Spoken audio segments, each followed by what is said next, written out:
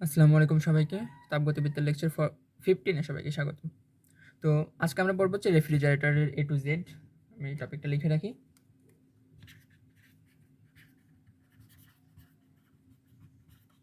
Refrigerator সম্পর্কে আমাদেরকে আজকে অনেক পড়ালেখা করতে হবে। এখন কথা হচ্ছে আমি আগে বলে নিই, অন্যান্য অর্থাৎ লেকচার 1 থেকে 14 পর্যন্ত আমাকে মোটামুটি বেশ ভালো একটা পরিশ্রম করতে হইছে। এই যে ক্লাসগুলো যে আমি নিচ্ছি অর্থাৎ ভিডিও বানাচ্ছি সেটার জন্য। তার কারণ হচ্ছে ওইগুলো গোছানো ছিল না। যেমন অপর ভাইয়ের কাছ থেকে যেহেতু আমি ইঞ্জিনিয়ারিংয়ের ওই কনসেপ্টটা পড়ছিলাম, তার মানে কি অপর ভাইয়ের কাছ থেকে শুধু ইঞ্জিনিয়ারিংটা নিতে পারছি। এবারে চিন্ময় যাদের কাছ থেকে নিয়েছি আমি শুধু বেসিকটা।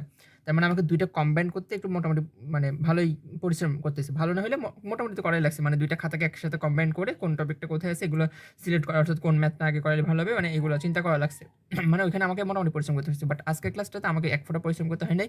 কারণ আজকের ক্লাস হুবহু আপনাদেরকে ইঞ্জিনিয়ারিং কনসেপ্টটাই দিব।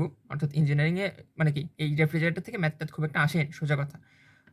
যদিও বা আসে তাও মনে করেন ওই যে ইঞ্জিনিয়ারিংয়ে আসে, আর খুব একটা আসে না। আসলে সত্যি কথা এখান থেকে আসে না। যা আসবে ওই যে কার্নোট ইঞ্জিন, এন্ট্রপি, এই ২ টা টপিক থেকে আসবে। তো এই রেফ্রিজারেটরটা যেহেতু বই খাতায় আছে সেহেতু পড়তেই হবে, আমার কোনো দোষ নাই। আর এটা একমাত্র অপর ভাইয়ের কাছ থেকে আমি মানে বেস্টভাবে বুঝতে পারছিলাম। চিন্ময়দের কাছ থেকে বুঝতে পারছি ঠিক আছে, বাট অপর ভাইয়ের কাছ থেকেও। সে কারণে আমি চিন্ময়দের খাতা দিকে আজকে যাইই নাই, ডিরেক্ট অপর ভাইয়ের খাতা দেখে চলে আসছি। ওকে? এটা ছিল আজকের মেন প্রথম কথা। আচ্ছা, তার মানে আজকে আমরা সব অপর ভাইয়ার জিনিসপাতি দেখব। আচ্ছা, তো দেখেন রেফ্রিজারেটর বুঝতে হলে আমাদের এখানে কি পড়তে হবে? বেশি কিছু না, রেফ্রিজারেটর কর্মদক্ষতা পড়তে হবে আর রেফ্রিজারেটর কীভাবে কাজ করে সেটা দেখতে হবে। এখন রেফ্রিজারেটর কীভাবে কাজ করে সেটা দেখার আগে আমাদেরকে এটা জানতে হবে রেফ্রিজারেটরের ভিতরে আছে কি কি। তো দেখেন কয়েকটা জিনিসের নাম লেখেন উল্টাপাল্টা। প্রথম হচ্ছে রেফ্রিজারেন্ট। রেফ্রিজারেন্ট এগুলো আমরা দেখবো। আমি মোটামুটি চিত্র যতটুকু পারবো আঁকাবো, অথবা এই কী বলে মানে মোবাইলের স্ক্রিনের উপরে পরবর্তীতে এডিট করে ছবি দেওয়ার ট্রাই করবো, ঠিক আছে? এরপরে এক্সপ্যানশন ডিভাইস। দেন আসছে হচ্ছে ইভাপোরেটর কয়েল। দেন কম্প্রেসর।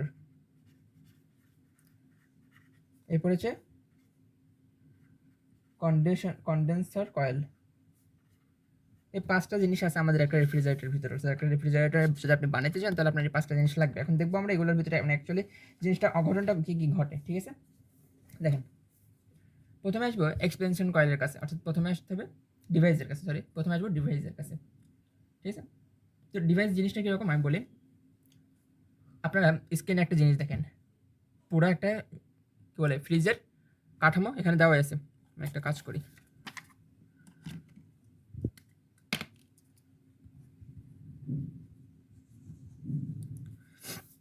ওকে? তো আপনারা যে স্ক্রিন যে উপরে যে কাঠামোটা দেখতে পাচ্ছেন ওটার দিকে একটু খেয়াল করেন, আপনারা এরকম একটা জিনিস দেখতে পাইছেন কিনা। আমি চিত্রটা মোটামুটি আঁকানোর ট্রাই করি একটু।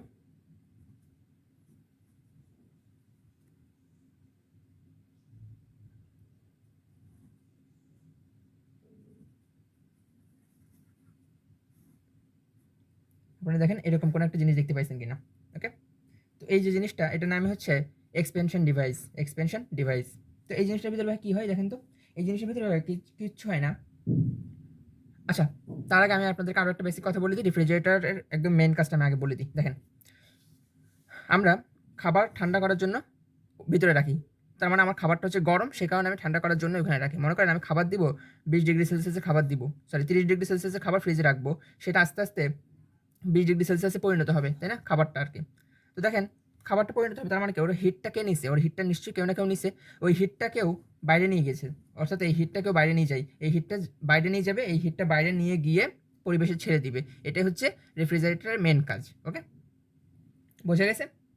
আচ্ছা, আর দেখেন রেফ্রিজারেন্ট মানে কি? রেফ্রিজারেন্ট মানে হচ্ছে আমরা যে খাবার দাবার দিব ওইগুলোই খাবার। মনে করেন এটা হচ্ছে খাবার, এটা খাবার আর কিছু না, আদার দেন এটা হচ্ছে খাবার। তো রেফ্রিজারেন্ট কী করবে? আর এক্সপেনশন ডিভাইস তো এরকম একটা জিনিস আমরা দেখলাম, হ্যাঁ? তাহলে এখন করবে কি দেখেন, আপনি যদি মনে করেন আমি খাবার দিলাম একটা, তো করবে কি একটা লাইন লেখেন এক্সপেনশন ডিভাইস নিয়ে, যে উচ্চ চাপ আর প্রায় কক্ষ তাপমাত্রার তরল রেফ্রিজারেন্টকে ঠান্ডা করে। এক্সপেনশন ডিভাইসের কাজ হচ্ছে উচ্চ চাপ আর প্রায় কক্ষ তাপমাত্রার তরল তরল রেফ্রিজারেন্টকে ঠান্ডা করে। ওকে? এটা হচ্ছে মানে এর মেন কাজ। এর কাজ হচ্ছে এটা। অর্থাৎ 4টা জিনিসে 4 ধরনের কাজ আছে। এটা তো খাবার, এটা তো মানে আলাদা কিছু নেই। 4টা জিনিসে 4 ধরনের কাজ আছে। তো এখানে হবে কি? আমি দেখেন, আপনি যদি মনে করেন খাবার-দাবার দিচ্ছেন এরকম, এরকম খাবার দিচ্ছেন, কি বলে? হাই প্রেশারের খাবার দিচ্ছেন, হাই প্রেশারের আর 45 ডিগ্রি সেলসিয়াসের। হ্যাঁ? ওকে? তো এটা করবে কি? এটা হচ্ছে এর ভিতর দিয়ে যাবে। মনে করেন এর ভিতর দিয়ে খাবারটা যাবে। ওকে? ও সরি, একটু ভুল বলছি। খাবার যাবে না, খাবারের ভিতরে যাবে না। পরিবেশ থেকে এই জিনিসটা নিবে। পরিবেশ থেকে হাই প্রেশার নিবে, প্রেশার নিয়ে ভিতরে পাঠাবে আর 45 ডিগ্রি সেলসিয়াসের এই তাপমাত্রা নিয়ে ভিতরে পাঠাবে প্রেশার দিয়ে। হ্যাঁ? তো এবং এই যে মানে এর ভিতরে ঢোকানোর সময় কীভাবে ঢোকাবে জানেন? এর ভিতরে ঢোকানোর সময় এইভাবে ঢোকাবে যে লো প্রেশার করে ফেলবে সেটাকে, লো প্রেশার। আর করবে কি? 2 ডিগ্রি সেলসিয়াসের আংশিক তরল, 2 ডিগ্রি সেলসিয়াসের আংশিক তরল, আংশিক তরল। এই বক্সগুলো আর চিত্রটা খেয়াল রাখেন, তাহলেই পারবেন। ওকে? এর হচ্ছে এর মেইন কাজ। বুঝে গেছে? আচ্ছা, এরপর হচ্ছে ইভাপোরেটর কয়েলের কাজ দেখবো আমরা। ইভাপোরেটর কয়েল, চলেন। Evaporator coil.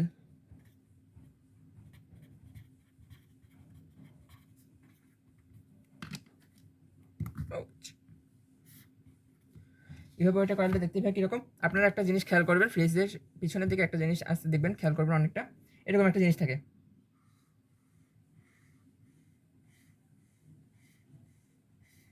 রাইট? এরকম বক্স বক্স থাকে, মানে বক্স না, এটা মেনলি ফ্রিজের পিছনে একদম দেয়ালে যেটা থাকে আর কি, তাই না? এরকম জিনিসটা থাকে তো এরকম অনেকটা, রাইট? এরকম যে থাকে জিনিসটা। তো এই জিনিসটা হচ্ছে এই যে তার জালি আর কি। ইভাপোরেটেড কয়েল মানে কি? তার জালি। এই তার জালিটা আস্তে আস্তে বাইরে বের হয়ে আসে। বুঝে গেছে? তো এই জিনিসটা করবে কি? মনে করেন আমি এখানে খাবার-দাবার দিলাম। এখানে মনে করেন আমি খাবার দিলাম। ঠিক আছে? মনে করেন আমি এখানে খাবার দিলাম। তো এই খাবার থেকে তাপগুলা চুষে নিবে। তাপ চুষে নিয়ে সে বাইরে পাঠাবে। বুঝে গেছে? সে তাপটা চুষে নিবে। বুঝে গেছে? ওকে? তাহলে এ করবে কি? দেখেন, ঠান্ডা তরল রেফ্রিজারেন্টকে ফ্রিজের ভেতর দিয়ে পাঠায়, তাপ শোষণ করে চাপে শান্তি। আচ্ছা, আমি লিখে দিচ্ছি। এটা ভালো করে লিখে দিই। ভালো করে লিখে না দিলে প্রবলেম। করবে কি? দেখেন, ঠান্ডা তরল রেফ্রিজারেন্ট, রেফ্রিজারেন্ট অর্থাৎ খাবারকে ফ্রিজ এর ভেতর দিয়ে পাঠায় আর তাপ শোষণ করে স্বাভাবিক চাপের বাষ্পে পরিণত হয়। স্বাভাবিক চাপের বাষ্পে পরিণত হয়। ওকে? তাহলে এখানে কি ঘটনা ঘটে? দেখেন, এখান থেকে এই বক্সটা আসবে আগে। এখান থেকে এই বক্সটা আগে আসবে লো টেম্পারেচারের, লো প্রেশার 2 ডিগ্রি সেলসিয়াস আংশিক তরল। এই খাবারটা, সরি, এই জিনিসটা এটার ভিতরে ঢুকবে এবং বের হবে কীভাবে? বের হবে হচ্ছে এইভাবে। দেখেন, এই বক্সগুলো খেয়াল করেন। হ্যাঁ, চিত্রটা খেয়াল করেন আর এই বক্স খেয়াল করেন, তাহলে এমনি বুঝবেন।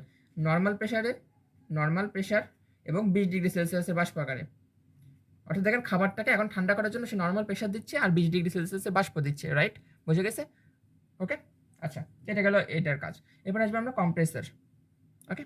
এটা সরি বুঝে গেল। কম্প্রেসার শুরু হবে কোত্থেকে? কম্প্রেসার শুরু হবে এই যে 20 ডিগ্রি সেলসিয়াসের প্রেশার থেকে। ওকে?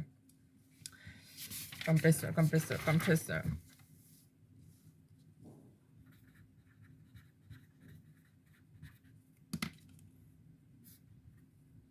ওকে? তো কম্প্রেসার জিনিসটা কিরকম? আমরা একটা ব্ল্যাক বক্স দেখি না? আপনার স্ক্রিনের দিকে দেখেন, কম্প্রেসারটা দেখানো হচ্ছে। হ্যাঁ?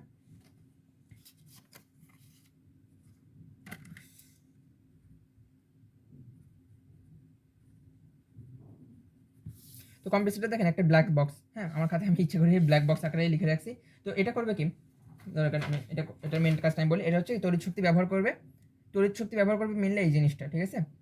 রেফ্রিজারেন্টকে চাপ প্রয়োগ করে উচ্চ চাপের ও উচ্চ তাপমাত্রায় বাষ্পে পরিণত করবে। ঠিক আছে? উচ্চ চাপ দিবে, উচ্চ চাপে উচ্চ তাপমাত্রায় বাষ্পে পরিণত করবে। ঠিক আছে? বুঝে গেছে? আচ্ছা, তাহলে এটা লেখেন যে তড়িৎ শক্তি ব্যবহার করবে, তড়িৎ শক্তি ব্যবহার করবে করে স্বাভাবিক চাপের রেফ্রিজারেন্টকে চাপ প্রয়োগ করে উচ্চ চাপের ও উচ্চ তাপমাত্রার বাষ্পে পরিণত করবে, বাষ্পে পরিণত করবে। বুঝে গেছেন? এটা হচ্ছে আমাদের কম্প্রেসারের মেন কাজ। আমি জানি কেউ কিচ্ছু বুঝে নাই, আমি ড্যাম শিওর কেউ কিছু বুঝে নাই। ভাই না, না বোঝাটাই স্বাভাবিক। No tension, no tension, Bikul. দেখেন, মনে করেন এটা হচ্ছে আমার সেই কপার, কি বলে, কম্প্রেসার। কেমনে জাগবো? আচ্ছা বাদ দেন, কম্প্রেসর বুঝতে পারলে হয়েছে। তো আমার আগের চিত্রে আমি পাইছিলাম কি, আমার আগের চিত্রে আমি পাইছিলাম নর্মাল প্রেশার 20°C। তাহলে এখান থেকে আমরা কোথায় পাবো? এখান থেকে আমরা যাবো হচ্ছে হাই প্রেশার আর 90°C বাষ্প। ওকে, এটা পাইলাম আমরা কম্প্রেসর, বুঝে গেছে? আচ্ছা, এরপর আসবো আমরা কনডেনসার কয়েলের কাছে। কনডেনসার কয়েল, এই জিনিসটা আমরা মোটামুটি সবাই মানে দেখছি আর কি। ফ্রিজের বাইরের দিকে দেখবেন এরকম একটা জিনিস আছে, সরি, এরকম একটা জিনিস আছে ফ্রিজের বাইরের দিকে। হ্যাঁ, তো এ করবে কি, এই যে ওই যে হিটগুলো ছিল, এই হিটগুলো বাইরের দিকে পাঠিয়ে দিবে, হিট পাঠাবে বাইরে, বুঝে গেছে? এই হিট বাইরে পাঠাবে, বুঝে গেছে? আচ্ছা, তো বাংলা কথাটা লিখে রাখেন তাহলে এখানের ক্ষেত্রেও, যে উচ্চ তাপমাত্রায়, আমি বলতেছি আপনি লিখেন, উচ্চ তাপমাত্রার ও উচ্চ চাপের বাষ্পীয় রেফ্রিজারেন্ট এর মধ্যে তাপ ছেড়ে দিয়ে উচ্চ চাপের কিন্তু কক্ষ তাপমাত্রার কাছাকাছি তরল রেফ্রিজারেন্টে পরিণত করে। আচ্ছা, বুঝে গেছে? আচ্ছা, কনডেন্সার কারেন্ট আমরা দেখলাম, এবং এখানে আপনারা ওই যে মানে মেইন বেসিকটা লিখে রাখেন, সেটা হচ্ছে ঘটনা কি ঘটাবে, হাই প্রেশার, এই যে এখান থেকে যেটা আসবে সেটা এখানে আসবে, হাই প্রেশার 90°C বাষ্প, এবং সে পৌঁছাবে কোথায়? হাই প্রেশার 45°C তরল। এবং দেখেন আমরা কিন্তু একদম শেষ জায়গায় চলে আসছে, তো এক্সপেনশন ডিভাইসের কিন্তু এই জিনিসটা ছিল। তাহলে দেখেন এটা হচ্ছে আমাদের একটা রেফ্রিজারেটরের মূল ক্রিয়া কৌশল, সে কোথা থেকে কোথায় যাবে, দেন এখান থেকে আবার এক্সপেনশন কয়েল আবার শুরু হবে, তারপরে এই প্রসেসগুলো আবার সবগুলো চলবে, বুঝে গেছে? তো এগুলো ছিল হচ্ছে মানে নর্মাল কথাবার্তা, এগুলো আমি জানি না কেউ কতটুকু বুঝতে পারছেন, তবে যতটুকু পারছি বোঝানোর ট্রাই করছি। আর আপনারা একটা কাজ করতে পারেন, আপনারা ইউটিউবে গিয়ে একটু সার্চ করেন যে ফাংশন অফ রেফ্রিজারেটর, তাহলে হয়তো কোনো ভিডিও পাইলেও পাইতে পারেন, ঠিক আছে? মানে এটা জাস্ট বোঝার জন্য, মানে এমনি জাস্ট মানে সেলফ স্যাটিসফ্যাকশন। এখান থেকে তো ম্যাথ আছে কয়েকটা, তো ওগুলো পড়া যাবে, খুব বেশি প্রবলেম হবে না। আচ্ছা, তো এটার আমাদের ওই যে ব্লক ডায়াগ্রামটা দেখতে হবে। তো আমরা যেরকম কৃতকাজের সময় একটা ডায়াগ্রাম দেখছিলাম না, কই গেল, দাঁড়ান একটু দেখানোর ট্রাই করি।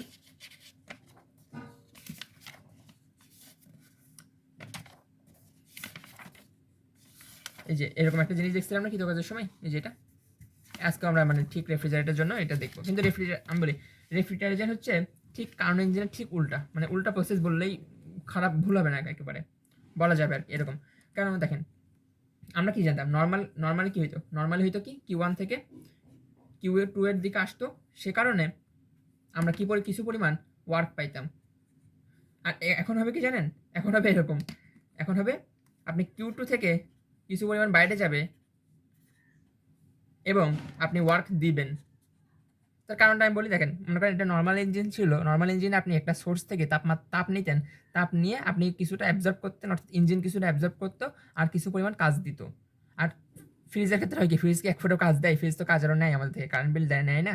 তাহলে কি ফ্রিজকে আপনি কাজ দিবেন এবং কিছু পরিমাণ কি আপনি মনে করেন কি বলে খাবার দাবার দিচ্ছেন, তো খাবারের তাপমাত্রাগুলোই সে বাইরে নিয়ে পাঠিয়ে দিবে, পরিবেশে উন্মুক্ত করে দিবে, এটা হচ্ছে পরিবেশে পাঠিয়ে দিবে, বোঝা গেছে? আচ্ছা, তো এটা আশা করি বোঝা গেছে এখন। তো এখন চলেন এটাই আমি হচ্ছে একটু মানে আর একটু ভালো করে ডিটেলস লেখার ট্রাই করি। সেটা হচ্ছে হট বডি T1 বা এনভায়রনমেন্ট, যাই লিখি না কেন, এনভায়রনমেন্ট। ওকে, এবং এটা হচ্ছে আমাদের Q1। আচ্ছা, এবং এখানে আছে আমাদের সিস্টেম, আর নিচে আছে কি কোল্ড বডি T2। ওকে, এখানে আছে কি, এখানে হচ্ছে Q2। তাহলে এখান থেকে তাপমাত্রা এর কাছে যাবে এবং কিছু পরিমাণ ওয়ার্ক আপনি ইনপুট দিবেন, ওয়ার্ক, বোঝা গেছে? ওকে, এখন দেখেন এখানে পরিচয়গুলো আমাদেরকে একটু বুঝতে হবে। পরিচয়গুলোতে ঝামেলা করলেই আপনি গোলাই ফেলবেন, কোনটা কারেন্ট ইঞ্জিন আর কোনটা রেফ্রিজারেটর আপনি বুঝতে পারবেন না, যদিও পরীক্ষা বলে দেওয়া থাকবে, বাট তারপরেও দেখেন Q2 কি, Q2 হচ্ছে ফ্রিজে রাখা বস্তু হতে গৃহীত তাপ, ফ্রিজে রাখা বস্তু হতে গৃহীত তাপ। ওকে, Q1 কি, পরিবেশে বর্জিত তাপ, দেখেন আগে ছিল বর্জিত তাপ হচ্ছে Q2 আর এখন হচ্ছে বর্জিত তাপ কে Q1, পরিবেশে বর্জিত তাপ। ওকে, ডাব্লিউ কি? ডাব্লিউ হচ্ছে কম্প্রেসর প্রযুক্ত তড়িৎ শক্তি। কম্প্রেসর প্রযুক্ত তড়িৎ শক্তি অর্থাৎ কি, আপনি ওয়ার্ক যে দিবেন, অর্থাৎ আপনি যে একটা কারেন্ট দিবেন, কারেন্ট কাকে দিবেন? কারেন্ট আপনি দিবেন কম্প্রেসরকে। ওকে, কারেন্ট আপনি কম্প্রেসরকে দিবেন। কম্প্রেসর প্রযুক্ত তড়িৎ শক্তি, শেষ। ওকে, এগুলো ছিল আমাদের পরিচয়। এখন দেখেন পরিচয় জানলে তো হবে না, আমাদের কৃতকাজের যে শক্তির নিত্যতা, অর্থাৎ আপনি কতটুকু বাইরে হচ্ছে দেখেন তো, আপনি দিচ্ছেন কতটুকু, আপনি Q2 আর ডাব্লিউ পরিমাণ দিচ্ছেন, এটা হচ্ছে আপনি খাবার হিসাবে দিচ্ছেন আর এটা কারেন্ট বিল হিসেবে দিচ্ছেন। ওকে, আর পরিবেশ, পরিবেশ হচ্ছে কি গরম হচ্ছে, তাহলে কি Q1 সমান W1 প্লাস Q2 লেখা যায় না? যায় কি না? যায় তো। আপনি মনে করেন খাবার দিচ্ছেন আর কারেন্ট বিল দিচ্ছেন আর পরিবেশ গরম হচ্ছে, তাহলে কি আপনি খাবার আর কারেন্ট বিল দিচ্ছেন তাই পরিবেশ গরম হচ্ছে, তার মানে আপনি জিনিসপত্র দিচ্ছেন এগুলো যোগফল দিয়ে আপনি এটা পাচ্ছেন, রাইট? বোঝা গেছে? ওকে, এটা নিয়ে এটা এটা মনে রাখলে আশা করি আর কিছু ভুল হবে না। দেখেন দেখেন এখান থেকে আর কি পড়তে হবে, এখান থেকে আমাদেরকে কৃতীয় গুণাঙ্ক পড়তে হবে, কৃতি গুণাঙ্ক বা দক্ষতার মান, ওগুলো পড়তে হবে, অথবা কোএফিসিয়েন্ট অফ পারফরমেন্স বা কার্যকৃত সহগ, অনেকগুলো নাম আছে, কয়েকটা নাম আমি বলি। একটা হচ্ছে সিওপি, কপ। কপ মানে হচ্ছে কি কোএফিসিয়েন্ট অফ পারফরমেন্স, অথবা কার্যকৃত সহগ, কার্যকৃত সহগ, অথবা কৃতি গুণাঙ্ক, কৃতি গুণাঙ্ক, কৃতি গুণাঙ্ক, অথবা ইটা বা কর্মদক্ষতা, যাই বলি না কেন। তো এগুলো সব সমান হচ্ছে আমার Q2/W, আর Q2/W মানে আমি Q1 মাইনাস Q2 এটা লিখতে পারি। বুঝে গেছে? এটা মাথায় রাখবেন। অর্থাৎ কি উপরে হচ্ছে সিস্টেম দ্বারা গৃহীত তাপ আর নিচে হচ্ছে সিস্টেম উপর কৃত কাজ, সিস্টেমের উপর কৃত কাজ আর কি। বুঝে গেছে? এটা মাথায় রাখবেন। এখন এখানে আর একটা মানে মিসকনসেপশন থাকলেও থাকতে পারে, আমি সেটা একটু ক্লিয়ার করে দিই। দেখেন, যখন নর্মালি হয় কি, নর্মালি তো হচ্ছে আজীবন এটাই নর্মাল, এটা বা এটাকে ফাই দ্বারা প্রকাশ করা হয়, এটাকে এটা দ্বারা প্রকাশ না করে এটাকে ফাই দ্বারা প্রকাশ করা হয়। বাট আপনি ইউজ করলে আপনি দুইটা ইউজ করতে পারবেন, কেউ কিছু মনে করবে না। নর্মাল হয় কি, নর্মাল যে কোনো ইঞ্জিনের, নর্মাল যে কোনো রেফ্রিজারেটরের ক্ষেত্রে এটা Q2/Q1 মাইনাস Q2, কিন্তু যদি কার্নো রেফ্রিজারেটর বলে তাহলে হবে এরকম Q2/Q1 মাইনাস Q2 তো হবেই হবে, অলসো T2/T1 মাইনাস T2, এটা আপনি লিখতে পারবেন, অর্থাৎ আপনার যেটা ইচ্ছা। এটা কার্নো ইঞ্জিনের জন্য কার্নট, আর এটা নর্মাল ইঞ্জিনের জন্য। ওকে, বোঝা গেছে? আচ্ছা, তো ঠিক আছে, এটাই ছিল মানে মেইন কথাবার্তা। এখন আরেকটা জিনিস, এখানে নর্মাল ইঞ্জিনের ক্ষেত্রে হয় কি, এই যে ফাইয়ের মান অলওয়েজ ছোট হয়, ফায়ার মান অলওয়েজ ছোট হয় এটার থেকে। বুঝে গেছে? ফায়ার মান অলওয়েজ এখান থেকে ছোট হয়, অর্থাৎ নর্মাল ইঞ্জিনের ক্ষেত্রে কৃতি গুণাঙ্ক সবসময় এই জিনিসটার থেকে ছোট। বোঝা গেছে? পারা যাবে? আচ্ছা, ঠিক আছে। এবং আরেকটা জিনিস আছে এখানে, সেটা হচ্ছে এই যে কর্মদক্ষতাটা না, এটা এইভাবে লেখা হয় না খুব একটা সময়। আরেকটা জিনিস আপনারা লিখে রাখেন, আপনারা ম্যাথ করতে করতে এটা আরও ক্লিয়ার হয়ে যাবেন যে কর্মদক্ষতা বলতে এটাই বুঝি, এইখানে আর কি T2 minus T1 minus T2, এটাও লিখে রাখেন। বুঝে গেছে? এটাও লিখে রাখেন আপনারা। অর্থাৎ এটার মান এটার সমানও হইতে পারে, অর্থাৎ কৃতগুণাঙ্কের মান, এটা তো কৃতগুণাঙ্কই, কৃতগুণাঙ্কের মান এটার সমানও হইতে পারে অথবা ছোটও হইতে পারে। এটা নর্মালের জন্য আর এটা কারণের জন্য। কারণের জন্য হয় সমান হবে, নাহলে এরকম বড় ছোট হবে, কিন্তু নর্মালের জন্য অজীবন ছোটই হবে। বোঝা গেছে? পারা যাবে? আচ্ছা, আশা করি আমি ক্লিয়ার করতে পারছি যতটুকু ক্লিয়ার করতে চাইছিলাম। ওকে, তো এখন আমাদের ম্যাথ করতে হবে রে। চলুন ম্যাথ খুঁজি, কই আছে। পেয়েছি একটা ম্যাথ, আমি পেয়েছি একটা ম্যাথ।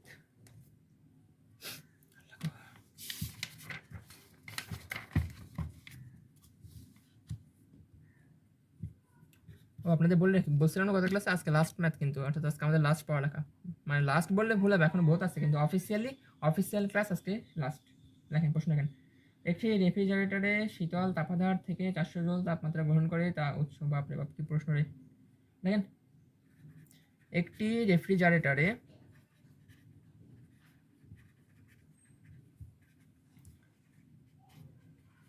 শীতল তাপাধার থেকে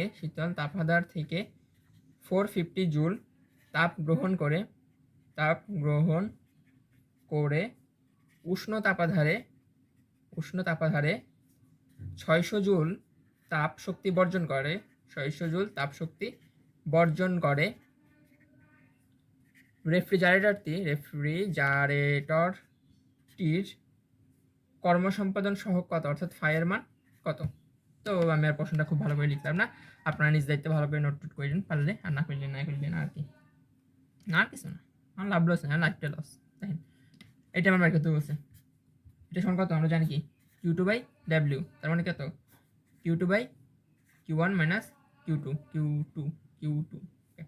এখন দেখেন তো ভাই Q2 কত, Q2 কত 450 জুল তাপ গ্রহণ করে। রেফ্রিজারেটরের দুনিয়ায় Q2 মানে গ্রহণ, আর নর্মাল দুনিয়ায় Q2 মানে বর্জন। যেহেতু রেফ্রিজারেটর তার মানে Q2 সমান গ্রহণ, তার মানে 450। আর তাহলে নিচে হবে কত 600 মাইনাস 450। ও এখানে হবে কত অ্যান্সার, এখানে যাবে, এখানে থাকবে হচ্ছে 150, তাহলে 3, অ্যান্সার হচ্ছে 3। দেখেন বুঝতে পারছেন কিনা, দেখেন এই ম্যাথটা বোঝা গেছে, বোঝা কি গেছে? আচ্ছা আশা করি বোঝা গেছে এই ম্যাথটা, এই ম্যাথটা আশা করি বোঝা গেছে। এরপর আমরা একটা ম্যাথ করব, সেটা হচ্ছে একটি রেফ্রিজারেটর বরফ বক্স তাপমাত্রা হ্যান ত্যান ভাতের ফ্যান। ওকে চলুন, আজকের এক্সামে বেশ কঠিন ম্যাথ থাকবে, ইচ্ছে করে আজকে করাবো না, ইচ্ছে করতেছে না।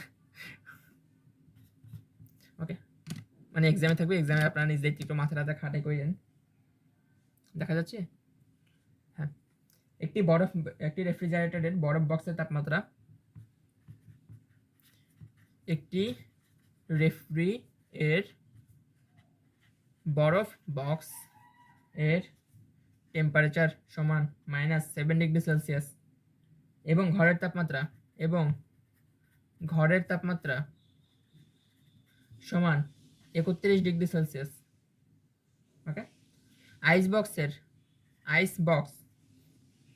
এর তাপমাত্রা স্থির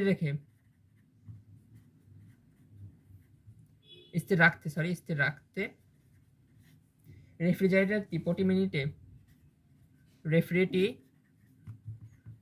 মিনিটে 20,000 ক্যালোরি তাপ নিষ্কাশন করে। 20,000 ক্যালোরি তাপ নিষ্কাশন করে। এবারে রেফ্রিজারেটরটিকে কার্নো রেফ্রিজারেটরের সমতুল্য ধরে নিলে এর ব্যয়িত ক্ষমতা কত?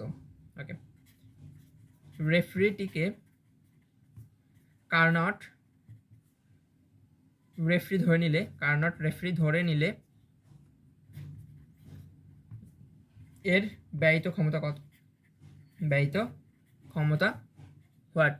তো দেখেন আমি প্রশ্নটা আরেকবার বলি, যেহেতু বিগ প্রশ্ন। একটি রেফ্রিজারেটর এর বরফ বক্সের তাপমাত্রা সমান -7 ডিগ্রি সেলসিয়াস এবং ঘরের তাপমাত্রা, অর্থাৎ বরফ বক্স তাপমাত্রা কত, এটা হচ্ছে টি কত, এটা T2, এবং ঘরের তাপমাত্রা এটা কত T1 সমান এত। আইস বক্সের তাপমাত্রা কনস্ট্যান্ট রাখবো। ওকে, আইস বক্সে কনস্ট্যান্ট রাখতে রেফ্রিজারেটরটি প্রতি মিনিটে 20,000 ক্যালোরি তাপ নিষ্কাশন করে। 20,000 ক্যালোরি তাপ নিষ্কাশন করে, অর্থাৎ Q2। ওকে, এরপরে রেফ্রিজারেটরকে কার্নো রেফ্রিজারেটরের সমতুল্য ধরে নিলে ব্যয়িত ক্ষমতা কত, অর্থাৎ পাওয়ার বাইর করতে বলছে, পাওয়ার। ওকে ঠিক আছে, তো পাওয়ার আমাদেরকে আলটিমেট কি বের করতে বলছে, আমাকে আলটিমেটলি পাওয়ার বের করতে বলছে। তো পি সমান হোয়াট, তো পি এর সূত্র আমরা কি জানতাম, পি সমান হচ্ছে W/T, অর্থাৎ 5-এর পড়া, প্রথম পত্রের অধ্যায় 5। তাহলে দেখেন এখানে আমার কাছে তাপ দেওয়া আছে, সরি সময় দেওয়া আছে প্রতি মিনিট, তাহলে টি নিয়ে নো টেনশন, টি এর জায়গায় আমি সাইড বসাবো। এখন আমাকে লাগবে, তাহলে আমাকে W এর মানটা বের করে আনতে হবে, যেভাবে হোক, যেখান থেকে পারি সেখান থেকে আমাকে এখন W এর মানটা বের করে আনতে হবে। তো W বের করার জন্য আমরা দুইটা সূত্র জানতাম, সেটা হচ্ছে একটা সূত্র এরকম, W এর মান বের করার জন্য আমরা এরকম একটা সূত্র জানতাম, সেটা হচ্ছে কি, একটা জানতাম হচ্ছে Q1 মাইনাস Q2, এরকম একটা সূত্র জানতাম, একটু আগে ইউজ করলাম এই এখানে। আর একটা সূত্র জানতাম ফাই সমান W/Q2, রাইট? এখন আমি কোনটা ইউজ করবো, ফাই সমান W/Q2 ইউজ করতে পারবো কি না দেব? পারবো, হ্যাঁ পারা যাবে। দেখেন ফাই সমান W/Q2, এখন ফাইয়ের মান কি দেওয়া আছে প্রশ্নে? না ভাই আপনার কাছে ফাইয়ের মান দেওয়া নাই, কিন্তু ফাই বের করার জন্য হিন্টস দেওয়া আছে। ফাই সমান আমরা কি জানতাম, T2 divide by T1 minus T2 equal to W/Q2, লেখা যায়? হ্যাঁ ভাই লেখা যায়। এবার T2 এর মান দেওয়া আছে, দেখেন T2 এর মান দেওয়া আছে কত, -7 ডিগ্রি সেলসিয়াস। তো মানটানগুলো বসিয়ে দেন, দেখেন কত আসে, দেখেন এখানে উপরে আসছে 266, নিচে হচ্ছে 304 - 266 equal to W by Q two. ও কিউ টু এর মানটা তো বসে দেওয়া উচিত। কিউ টু এর মান কত? কিউ টু এর মান কত? 20,000 ইন্টু 4.2। কিউ টু এর মান হচ্ছে এটা। তাহলে এখান থেকে আপনার ডাব্লিউ এর মানটা কত আসবে আমি একটু দেখি হিসেব করে। 266 divided by 304 minus 266 equal to X divided by 20,000 into 4.2। Okay বললাম আসছে হচ্ছে, ও বাপরে বাপ অনেক বড় মান আসছে।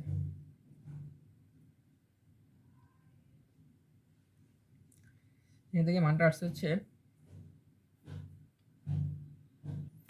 এই জন্যই তো বলি আমার উত্তর মিলালে কেন। এখানে হবে কি কিউ টু বাই ডাব্লিউ, এটা হচ্ছে Q two, Q two by W, আর কিউ টু এর মান হচ্ছে এটা, আর ডাব্লিউ এর মান আমি এখন বের করবো। বুঝে গেছে?